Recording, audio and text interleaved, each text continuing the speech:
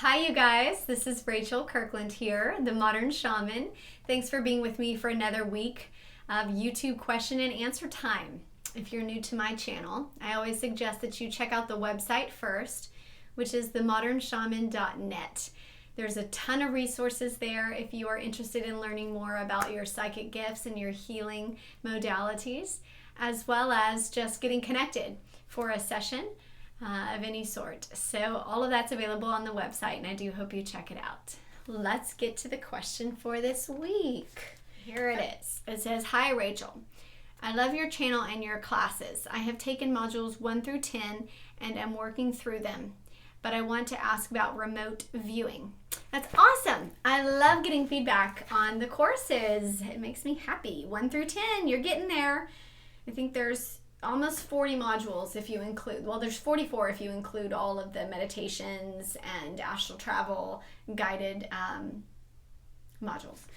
There's a lot there. So you are on your way. Good job.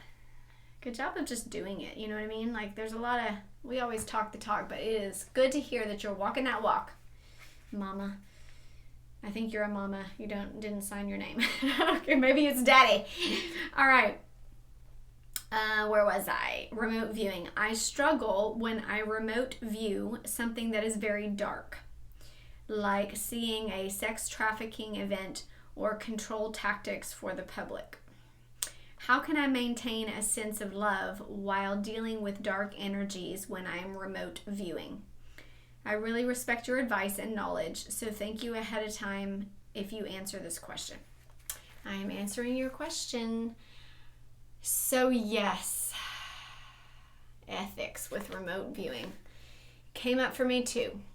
Let's talk for a second about remote viewing, because within the psychic community, there's a lot of terms thrown around, and I feel like people use that term and aren't really familiar with it or the tactic or the skill. And it is a particular skill.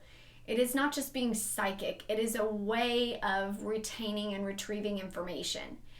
And I differentiate it through my curriculum from remote viewing versus astral traveling, astral projection versus shape-shifting, energy melding. There are so many different ways to retrieve information and essentially utilize your connection to the non-physical by moving your consciousness to a specific location, place. This can be on a particular timeline, past, present, future, in order to get intel or understanding or clarity on topics or clarity on people or understanding events or whatever it is that you are kind of targeting as your focal point. Now, remote viewing in particular is moving your consciousness or using your clairvoyant internal visionary. It's specifically a skill of the clairvoyant extrasensory perception, and utilizing that to gain, like I said, information of an event, of a person, of a location that you couldn't get to normally. Right? That you can, there's like, it's barricaded or it's underground or it's not on this planet or there's some reason that you couldn't get to it normally. Okay? And there are various ways that we refine that skill. There is what most people know, which is like the controlled type of remote viewing they call CRV, which CRV is where you're given like a target, and typically there's a targeted person that is in a location and you're utilizing their vision. It's from first person, as if you're looking through their vision or in their body, and you're gaining information with them as the target in that location. And that can just be a refined skill. Sometimes you're not given a human target. Sometimes you're given a location target. You're given coordinates, or you're given an address or something like this. Sometimes it is used with associative, like remote viewing that's associative. So this has a timeline associated with it, and this is essentially like using the same skill but moving it through in timelines. And this is how I teach a lot of future probability readings when it comes to binary readings. So A or B, option A or B. Well, this Well, will this happen or this happen? Will I get the job or not? Will I win this or not? When we're given these binary options, a lot of times remote viewing and that associative remote viewing, or ARV, is utilized to get intel on timelines, or like moving out future probabilities. And then there's extended remote viewing, ERV, which is that acronym. Just I don't know why we do that. We love like acronyms, right? But anyways, when you hear people talking about that, that's more like the trance state. When you think of someone like Edgar Cayce, where the remote viewer is like sleeping or laying down, or they're sitting and they're in that trance-like state, and someone is interrogating or asking them questions about a particular location, an event, a scenario, and they are explaining the visuals that are coming through their clairvoyance, right? All of that being said, remote viewing and the skill can be used in a lot of different ways, but it's not just in general, like I'm reading your aura through remote viewing. It's a very specific type of skill utilizing the extrasensory perception of clairvoyance, but it's also inclusive of your clairsentience, clairaudience, so you may be hearing things, seeing, there's a sensory aspect to it where they all work together. And if you followed any of my curriculum or taken my classes, you know that I teach how our extrasensory perception or multidimensional perception overlaps. It's not singular, meaning it's not just the vision. We oftentimes get the auditory or the sensory or the olfactics. All of it comes in at once, and typically they support one another in that multidimensional aspect of information from non-physical. So when you are remote viewing, your question kind of spoke specifically of how to maintain, I'm reading it again, how to maintain a sense of love while dealing with these dark energies when you see things that are difficult for you to emotionally handle. So, and this came up for me as well. And honestly, this was one of my reasons why I didn't want to get involved in this type of thing. I was terrified of what I might find. I'm the kind of person that I cannot watch a scary movie because it sticks with me. It's like it becomes part of my soul in some weird way. And so I was terrified that I would see things that I knew were happening in the world, but I would see them from a first person perspective, and I would feel it and I would experience it, and then I wouldn't be able to drop an emotional charge from that, or I wouldn't be able to drop that emotional link. And so before I began to do all of my work with missing persons and kidnapping cases, homicide cases, like casework, before I started doing remote viewing casework, I had to set up a very strict emotional boundary system. So that would be my first piece of advice for you, is if you haven't done that, then you need to do that. You need to sit down and come up with a list of boundaries of what you are comfortable with and what you are not. All right, it's the easiest way to do it. I've probably said this a million times, you guys. And if you've done my modules 1 through 10, then you know how to do this, because we talk about how to set up intentions, how to stand in those intentions, or how to validate them into the 3D, how to make them real, how to set boundaries with spirit, how to set rules and regulations with spirit, okay, to make them true, so to set up a structure so that you can utilize the flow with more ease instead of discomfort. Because what's going to happen is if you have discomfort during those sessions of remote viewing, you almost get noise, you get frictional interference in that frequency, and you start to not trust the imagery, you start to hesitate in what you believe intuitively, and it creates this friction with the frequency of information that you're receiving. So it doesn't work as well, basically. So create a structure that feels like you know what you're comfortable with and what you're not. And I can give you an example of my beginning structure when I started doing remote viewing, and that was to say that if there was an experience that was particularly traumatic, a death scene or abuse or something like this, then I set the intention that I didn't want to be in the body of the person experiencing the abuse. Instead, I wanted to, at that time, project outside of the body with my visual and be third person omniscient, like viewing it like watching a movie, instead of being first person, because I was afraid that I would experience, and the way that I do as a seer, I experience all of it. All of the psychic senses kind of come on. I'm feeling it, I'm tasting it, I'm smelling it. I'm experiencing full emotional recall of all of that. And so that was something that really scared me, and I wanted to make sure that I had separation from that. So I set the boundary that if there was a traumatic event that was going to take place, then my higher guidance would at that moment know and realize that and project outside of the body and let me view it completely devoid of emotion. And this helped immensely, and this worked, okay? Because the first case that I worked on, without giving too many details, was incredibly graphic in terms of the murder and the body and the limbs and all of these things.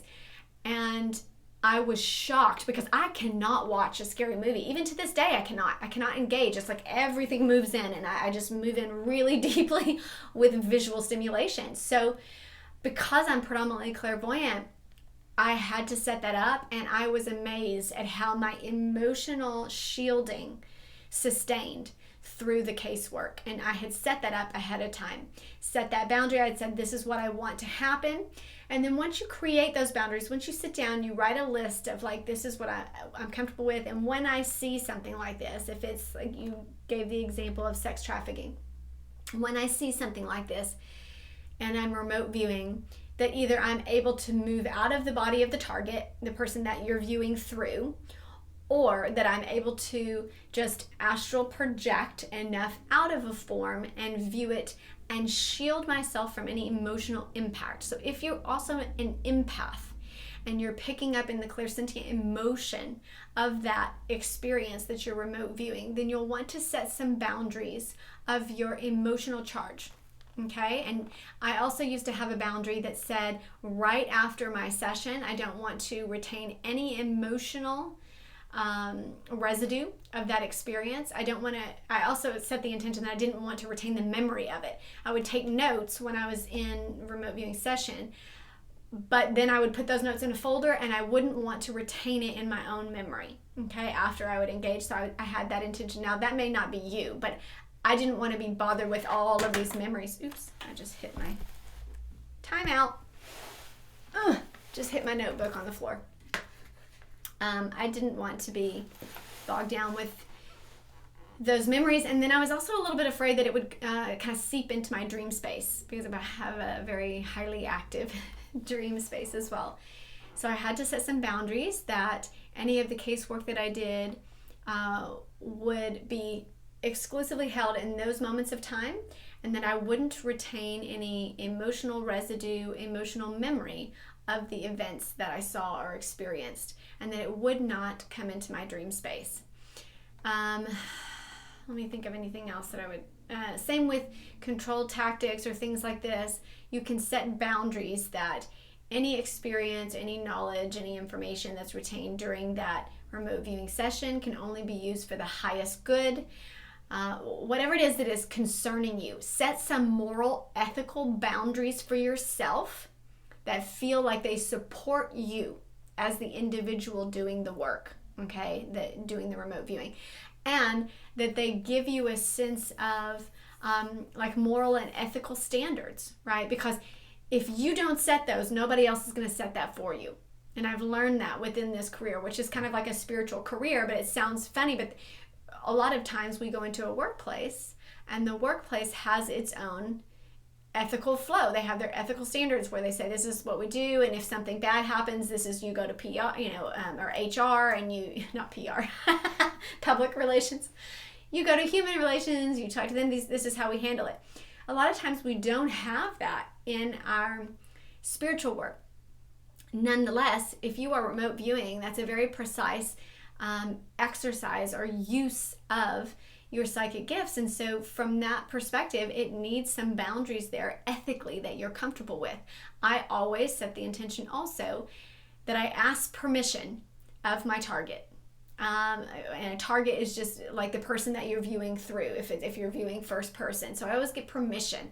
And if they're not there, or if they are not, then I ask the permission of their higher self and get that sense of go ahead. And sometimes they say no.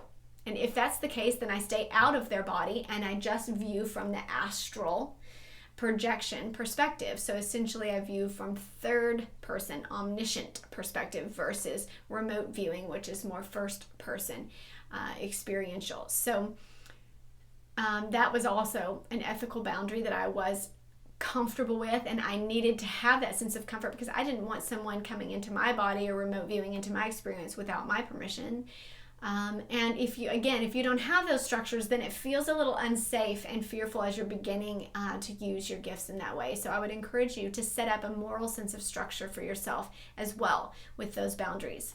Once you've sat down and worked through that on paper, then I would move into the manifestation, which is standing in your sense of sovereign body, right? Body, mind, and spirit, to align with this intention. And you basically proclaim these out. This is what was taught before as like spell work or incantation or mantra work, but essentially you sustain the vibration of your boundary, because this is a vibrational creation that you're making. It's not just the written word, right? The universal non-physical realm works in terms of frequency and vibration. So you have to learn how to hold that vibration of a structure, okay? So you have to put those pillars into place, and you have to put that boundary in place through vocalization, intonation of using your vocal cords. They are natural amplifiers and frequency emitters. It's like a megaphone, or like it is literally your own satellite, right, that you're creating out. And so all that being said, you need to stand in a position where your spine is aligned and you have that straight, just like a radio tower, and think of that visual. So you want to hold that posture grounded into the earth, just like, again, wires, electromagnetic wires that are amplifying frequency always have the grounding aspect to them. So you want to make sure your feet are firmly grounded. I always encourage and teach the process to be barefooted or out on grass so that you're actually connected physically through the palm chakras of the feet all the way through the earth. And that will keep that very solidified. And then you vocalize. So you just state out loud your boundaries in an affirmative stance. I will, da da da. Spirit will, da da da. This will happen. Not the negation of that. Not what you don't want. You want to turn it into the affirmative and state that as truth. And you need to hold that vibration. So repeat that boundary until you hit a point where you feel like you mean what you say. Okay, and if you're a parent, then you know this. This is like your mama voice, right? Or your daddy voice. It's like, or when you're being alpha and you're doing dog training. It's like, you mean it, all right? And you can feel that. This is the feeling of alignment. When you are vibrationally in alignment with your toning, with what you're saying, all right? A lot of times it's a deeper frequency around 4 or 5 hertz. And it's solid, and it is what it is. It is truth. I am speaking my truth. This is the language in which we move from a non-physical into manifestation, and it's taken as a truth in the universal frequency. So this is what is received there. A strong boundary is created. So you state it until you hit that point where you can feel that you mean what you say. Those boundaries need to be in place before you begin your remote viewing practices. I would have done it first. And that's my suggestion to you. But if you don't, like all of life, we live and learn. And so create boundaries that you know that you need. Stand and amplify them and create them into the 3D as well as the multidimensional realms. They will be received in the frequency in which you mean, and you hold and you retain. And you just need to do that. You don't need to do it forever, but you need to state that into existence and until you hit that vibrational resonance of truth. Once that's done, those boundaries are in place. You can always add to the boundaries or change the boundaries or recreate them, but essentially that's a structure that will help you to go into those places still feeling safe and feeling like you're given a sense of sustenance and support that you need to deal with things that feel heavy or dark in what you're seeing. I hope that's helpful to you. We'll be back here next week with another video. Bye, guys. Mwah. Blessings.